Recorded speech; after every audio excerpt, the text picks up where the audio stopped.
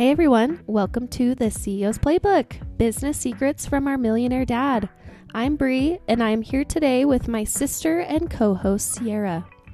We started this podcast to share the kind of stuff you'll never learn in school. Real stories, wins, failures, and the lessons our dad has picked up over 30 plus years of running businesses.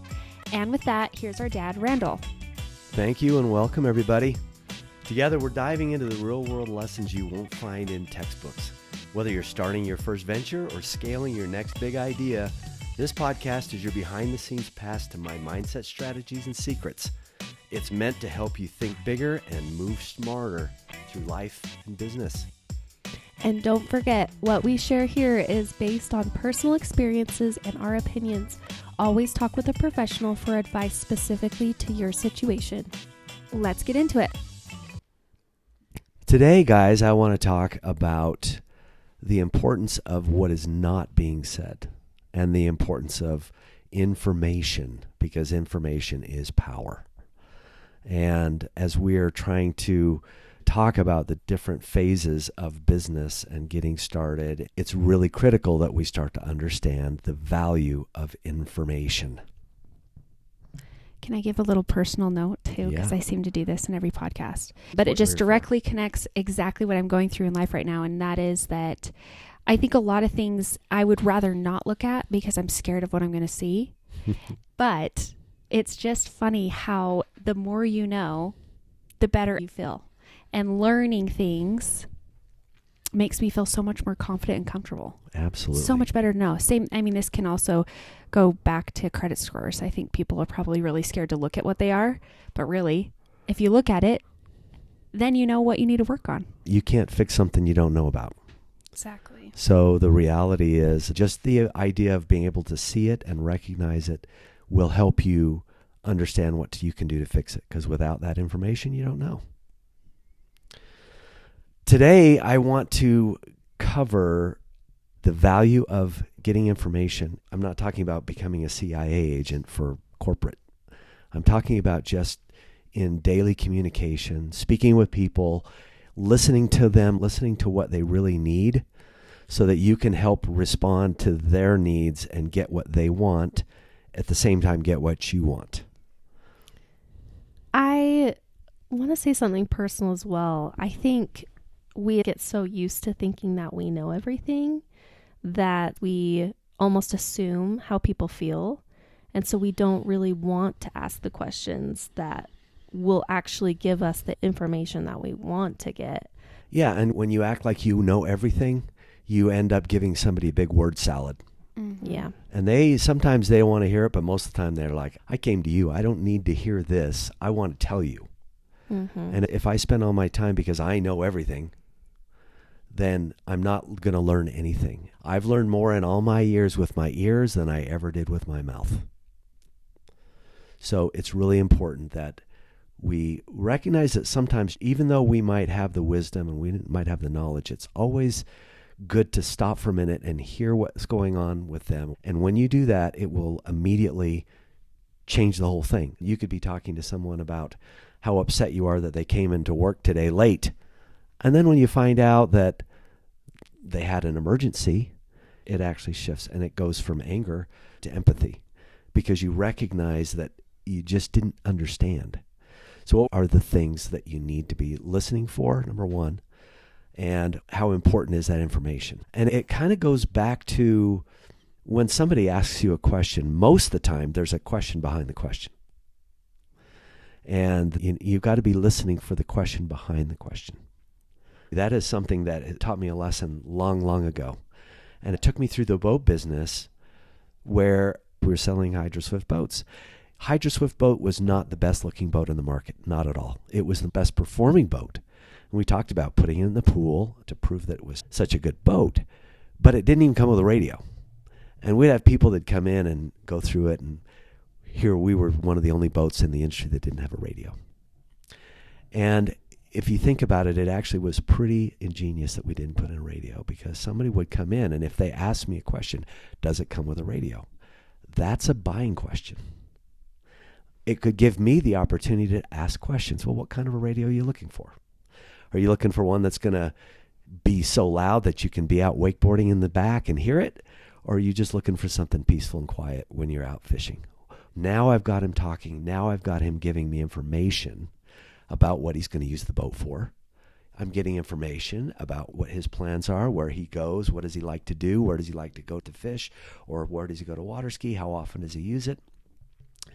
And more often than not, it would give me something to use when the time was right to get the deal closed. Oh, I really would like to have this Bose stereo that has a big boomer in it. And I'd say, oh, great, where would you put the bass? Where would you put this? This is where we usually put it. This is where we do it. But now the conversation is about him, and I can paint the picture for him as to what he's going to see when he's done. So I can say, it sounds to me like if we could get this just the way you wanted it, and you had everything this boat comes with, and you had the stereo that you're looking for, it sounds like the right option for you, right? Now I'm closing the sale. And it all started from asking, does it come with a radio? I could have simply said, no. Mm-hmm. But that doesn't get me information. Wow, that's actually such powerful sales techniques. Because, I mean, I've done sales. I've done even in real estate. It's like, I even wish I would have gone in on some of those consultations or even house tours, having those conversations during that and knowing that's what I was picking up. Not just, do you like it? Do you not? Is this the neighborhood you want? Is it not? You know, actually going further into what their vision is, further into what their dream is and their motivation of buying something. Once you get enough information, you can paint the picture of the final thing. If you said in the real estate space, tell me what it is that you're looking for. Well, I really want something for my 12-year-old kid. That's a conversation to talk about school, right? Right. If he says, oh, we're looking for a place that we want to retire and have our grandkids come. Those are all different questions that now you can start to build an understanding as to what they really want in their life. In the end, this looks like the right fit for you. Do yourself a favor. You'll be glad you did. Yeah. Just help build on their vision, on their dream. The other thing too that's nice is also knowing and remembering that people do like to talk about themselves. They like to talk about what they want and what they're doing. That's something I noticed even just customer service. Anytime someone would come in with a complaint, I realized all I had to do was listen to them. They just want to talk and be heard. That's it. So I feel like knowing the questions to ask, you'll get people to open up. It's all about information. Mm-hmm. There's another story that comes to mind where the guy buys a wood burning stove and it was installed incorrectly and it ends up burning this guy's front room. His window is taken out and he files a lawsuit against the company. The way the story goes is the company says, what are we going to do about this? Do we just go ahead and settle? Or what's the best thing to do? And a guy says, what does he want? Mm-hmm. No one asked him what he really wanted. The attorneys that he called, they just went after the lawsuit. The company, they just went after, how do we settle this? Well, they sent one guy down there. This was like a $5 million lawsuit. This was an older man just trying to live his life, do his thing. So the guy said, well, what is it that you really want? He goes, well, what I really want is if I could have a rug to just go over the front of this where it was burned. Wow. And if I could just have that window replaced, I would really feel good about that. It's a matter of just listening. This was an old house. The guy didn't care about the carpet. He just wanted to have it taken care of his own way. And if anybody just would stop and listen, information is power. They gladly took care of it, gave him a $5,000 check. Everybody's happy. So lots of different things that we can learn from that. One of the other examples I wanted to share was the farmer. Do you remember when we talked about how I went out to the swather and I was sitting there trying to get him to sell the property to us so that we could do a development on his property? And one of the things that I had to learn was he wasn't sure he wanted to sell the property. So I had to learn about him. I wanted to get information. And of course, I was trying to figure out what's his motivation. Why would he sell it? Why would he not? Come to find out, as I'm sitting there, he has this dream that he wants to have a 100-acre farm in Colorado Springs, Colorado. His ultimate dream would be to take his wife. Kids are all grown. They're all gone. He starts telling me the whole story of what his dream is. And I just let him go. Tell me more. Tell me more. That I'm just basically getting him to talk and give me information. In the end, I could then go to him and say, it looks like we can reach your goals. I know now what you want. I think we can do it. Instead of giving you all of the money that you need right now, but I could give you enough to get you what you need to get for that farm so that you can get that all locked in, do your 1031 exchange and get that completely taken care of. The rest of the money will come in a year. I think I structured it for a year. That money you can use for whatever. But the whole point is understanding what his needs were, got the deal taken care of. And so information is power. The thing I like about this too is that it's actually making it so you're both winning. You know what they actually want, and which means they will be happy with the outcome. We know what we want, and we're just trying to meet together and find out what that is. You don't want it ever to be just about money, because if it's just about money, you're both going to fight about it. Mm-hmm. If it's about something other than money, bring in other factors, bring in other things that they need and that they want, that they're motivated by. And if you can solve those problems for them, then the money becomes the incentive that gets it completed, but it doesn't have to be that way. Mm-hmm. I think as we're talking about getting information, another story I'll tell you, because information is so important. We were talking about the guy who had the restaurant. And when we first saw the advertising, the sale of the restaurant, I said to my son, we need to find out what his motivation is, because that's everything here. If he's trying to sell his restaurant for $3 million, we got to know what it is, what's going on. We need to know all about the restaurant. We need to know why he's trying to sell it, what he's trying to accomplish in the sale. And we also need to know about the business. How much is it doing? How much is it producing? What is it actually providing for? What is the cost? All those different pieces to information is power is included in that. It's not just about knowing motivation. It's about knowing all the details of the transaction, what you're buying, what you're selling. All of the details are important, but they're not critical unless they have something to do with what you're trying to accomplish on your side. So when it comes to getting that information, first things first, let's find out about the guy. I didn't ask about numbers first. We asked about the guy first. Come to find out, the guy's 75 years old. He's been running multiple businesses. He now has this restaurant that he's been carrying along forever, and he's not a manager. He's doing it because that's really kind of where things are standing. He's also 75. He wants to move on from it. He wants to slow down in his life, not get busier. So all those little details tell us about what we're working for, doesn't it? And it also lets us know that it's not about the money. So that means I don't have to come up with $3 million right now. Right. He's going to be satisfied if I can figure out a way to get him out of his predicament first. So first step is, let me see how I can get you out of your predicament. Then we can structure a way so that we can be creative with the financing to get it so that it works out for you and it works out for us as the buyer.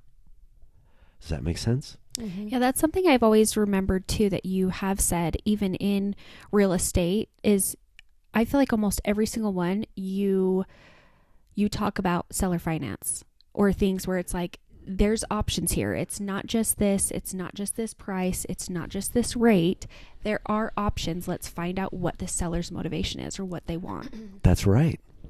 It is everything. And that's why I wanted to dedicate a whole chapter to just getting information, because I think it's so important that we just gather as much information as we can. Let them talk about their kids, talk about their grandkids, talk about their dog, talk about the car they love, find out what their passions are, what are their desires, what are their wants.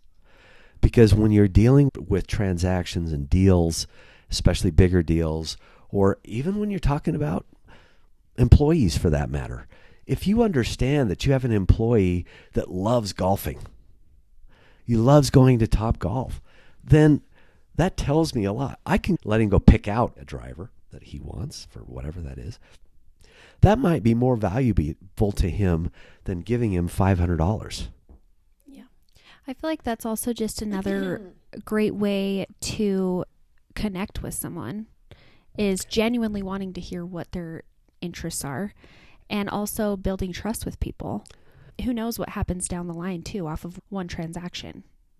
You just hit on a really important thing, which is they need to feel like you care about them, no matter what it is, whether it's the farmer that I haven't talked to since, but he knows I could reach out and I could talk to him for any reason, and he would feel like that I care about him, because I really do care about him. When I'm asking for those questions, when I ask about their dog, I'm not asking about their dog and making quick notes. I'm just mentally understanding what they want and what they like in life, because I want us both to win. The whole win-win thing is absolute.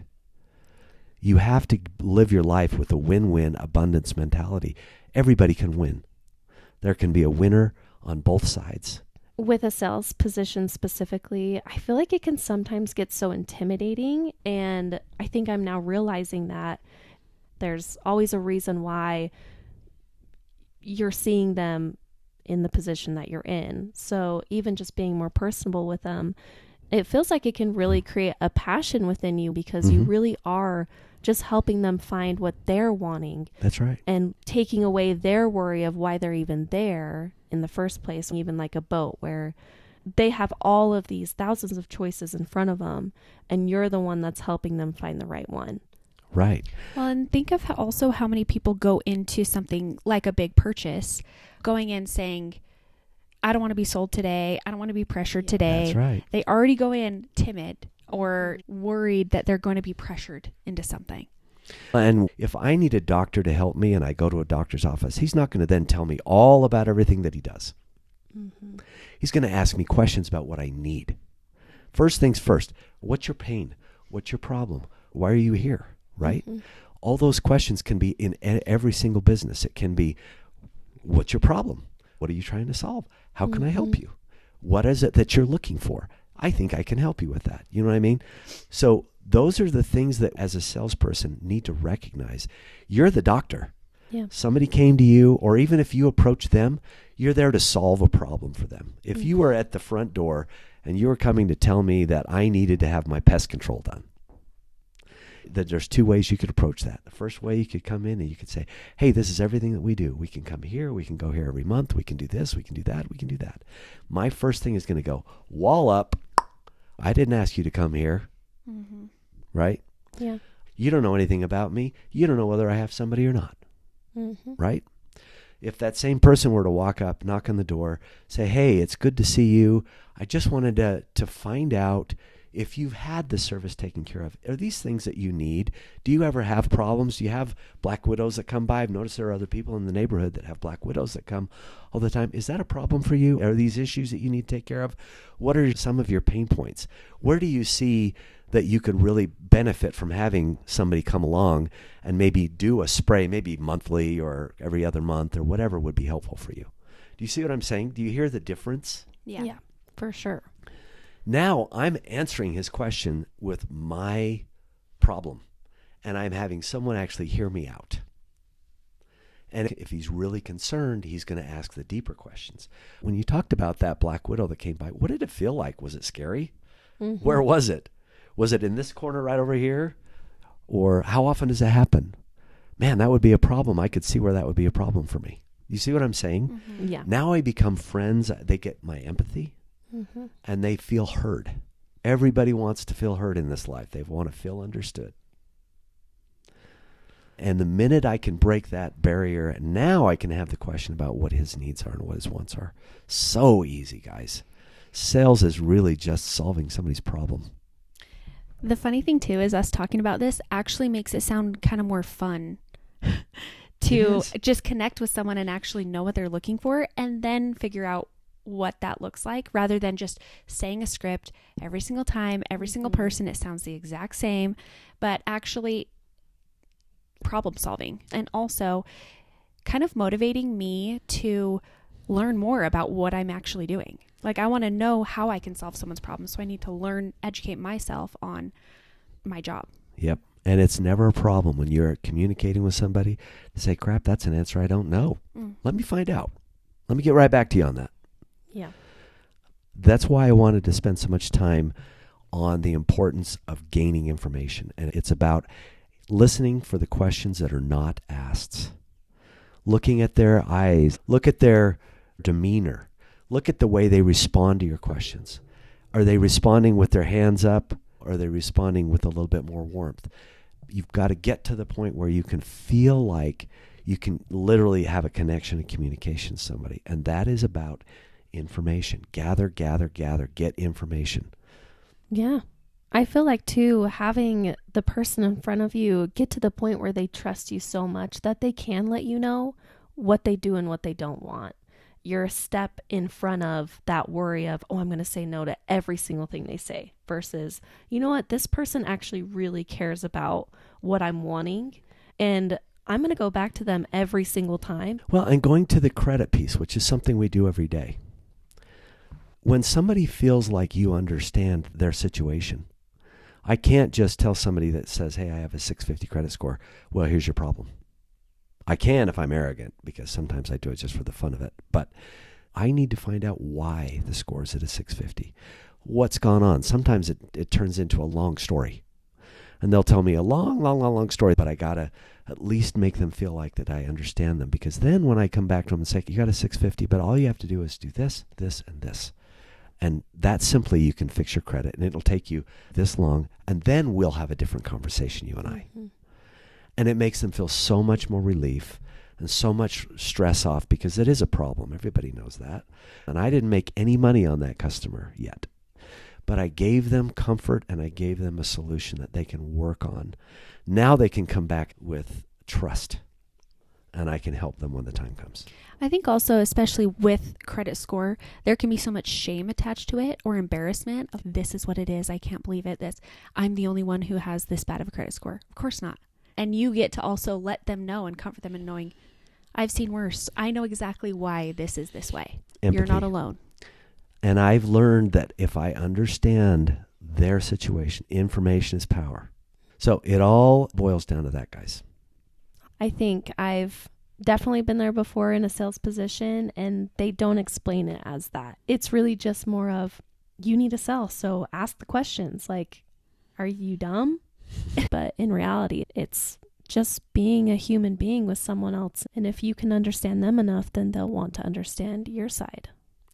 Maybe the homework this week can be to go have coffee with someone and actually listen to what they're saying, have a conversation. And after you're done with your coffee date or whatever soda date in Utah, try and think about what you actually learned from your conversation with that person. Love that.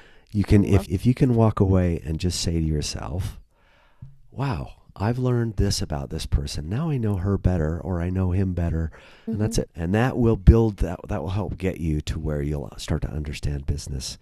It all comes down to the same thing, whether it's a corporation, whether it's a real estate deal, whether you're selling windows, whatever it turns out to be. All right. And that's a wrap for this chapter of the CEO's Playbook. Hopefully you picked up something useful, or at least got a good laugh from one of our dad's stories. Hey, I made a lot of mistakes, so you don't have to. If this helped you out or made you think of something a little differently, let's pass that along to someone else. And make sure you're following the show so you don't miss what's next. We've got way more good stuff coming. Catch you all next time on the CEO's Playbook. See you later. Bye.